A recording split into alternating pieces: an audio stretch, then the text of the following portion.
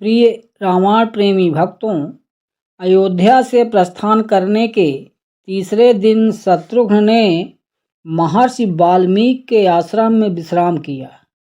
रात्रि में उन्होंने मुनि से पूछा, हे महर्षि, आपके आश्रम के निकट पूर्व में यह किसका यज्ञ स्थल दिखाई दे रहा है?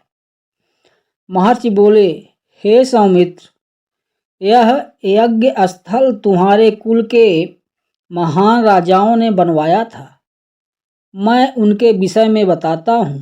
तुम्हारे कुल में सौदास नाम बड़े धार्मिक राजा हुए थे। एक दिन आखेट करते हुए उन्होंने वन में दो भयंकर राक्षसों को देखा। राजा ने बाण चलाकर उनमें से एक को मार गिराया। यह देखकर दूसरा राक्षस यह कहता हुआ अदृश्य हो गया कि हे पापी, तूने मेरे इस मित्र को निरपराध मारा है, अतः मैं इसका प्रतिशोध अवश्य लूँगा। कुछ समय पश्चात सौदास ने अपने पुत्र वीरसह को राज्य देकर और वशिष्ठ जी को पुरोहित बनाकर इस स्थान पर अश्वमेध यज्ञ किया। उस समय वही राक्षस अपने प्रतिशोध लेने के लिए वहां आया और वशिष्ठ जी का रूप बनाकर राजा से बोला कि आज मुझे मांस युक्त भोजन कराओ। इसमें सोच विचार की आवश्यकता नहीं है। राजा ने अपने रसोइये को ऐसा ही आदेश दिया। इस आदेश को सुनकर वह आश्चर्य में पड़ गया। तभी वह राक्षस रसोइये के वेश में वहां उपस्थित हुआ और भोजन में मनुष्य का मांस मिलाकर राजा को दिया। राजा ने अपनी पत्नी सहित वह भोजन वशिष्ठ जी को परोसा।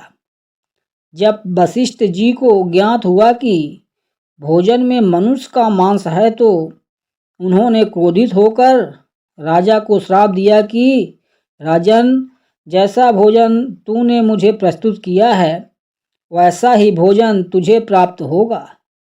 तब तो राजा वीरसह ने भी क्रोधित हो हाथ में जल लेकर वशिष्ठ जी को श्राप देना चाहा, परंतु रानी के समझाने पर वह जल अपने पैरों पर डाल दिया।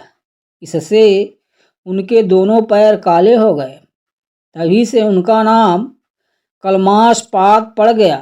तत्पश्चात राजा और रानी ने महर्षि वशिष्ठ के पैर पकड़कर क्षमा मांगी और पूरा वृतांत उन्हें कह सुनाया।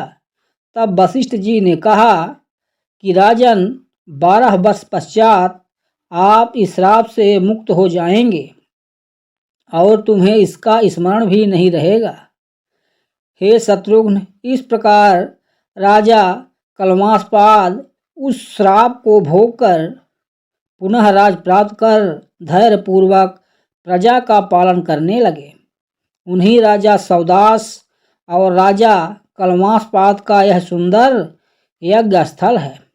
यह कथा सुनकर शत्रुघ्न अपनी पर्णशाला में विश्राम करने चले गए। जिस दिन शत्रुघ्न वाल्मीकि के आश्रम में पहुँचे, उसी रात को सीता जी ने एक साथ 2 पुत्रों को जन्म दिया।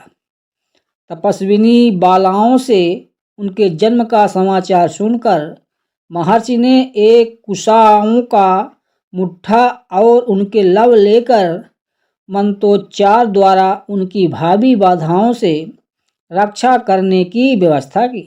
फिर एक का कुश और दूसरे का लव से मार्जन कराया। इस प्रकार बड़े बालक का नाम कुश और दूसरे का लव रखा गया। शत्रुघ्न को भी यह समाचार पाकर अत्यंत प्रसन्नता हुई।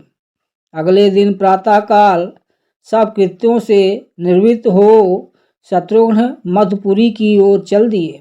मार्ग में 7 रात्रियां व्यतीत कर वे महर्षि च्यवन के आश्रम में पहुँचे। प्रिय भक्तों, आगे का भाग देखने के लिए कृपया चैनल को लाइक और सब्सक्राइब कर लें।